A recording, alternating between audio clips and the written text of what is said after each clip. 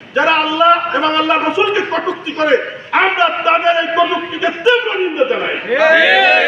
আল্লাহ পাক রব্বুল আলামিন এই কোরআনকে সৃষ্টি করেছেন হেদায়াতুন নাস, মানুষের হেদায়েতের জন্য। এই কোরআনকে যদি একটা অক্ষর একটা হরফ কোন লোক অস্বীকার করে সে ব্যক্তি আর মুসলমানের থাকে না। এই বাউল সরকার, এই বাউল আবুল সরকার, সে বলেছে পবিত্র কোরআনের সর্বশেষ সূরা সূরা আন-নাস। এই নাস সম্পর্কে নাস এই বাস মানে কমপ্লিট কুড অফ লাইফ, সমস্ত জীবন বিধান হচ্ছে এই পবিত্র কোরআন। এই কোরআনের নাসকে সে বসে কুলাউযুবির রব্বিন নাস, মালিকিন নাস, ইলাহিন নাস, এই সূরাতে নাচতে কইছে কার? আমি সর্বপ্রথম এই উপদেষ্টা মহোদয় যারা আছে, আমি আইনজীবীদের পক্ষ থেকে তাদেরকে ধন্যবাদ জানাই যে ওনাকে আইনের আওতায় আনা হয়েছে।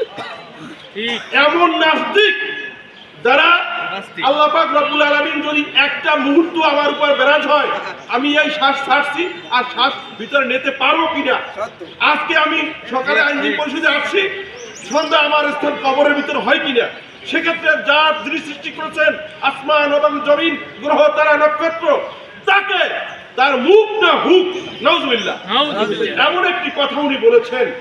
ওনার সকল এটা বাংলাদেশ অসাম্প্রদায়িকের বাংলাদেশ, হিন্দু বৌদ্ধ শৃঙ্খলা সৃষ্টি করেছে। শুধু আবুল নয়, এই ফরাদ, এই আলেয়া, যত শিল্পী যারা আল্লাহ এবং আল্লাহ রাসূলকে কটূক্তি করে আমরা তাদের এই কটূক্তিকে তীব্র নিন্দা জানাই।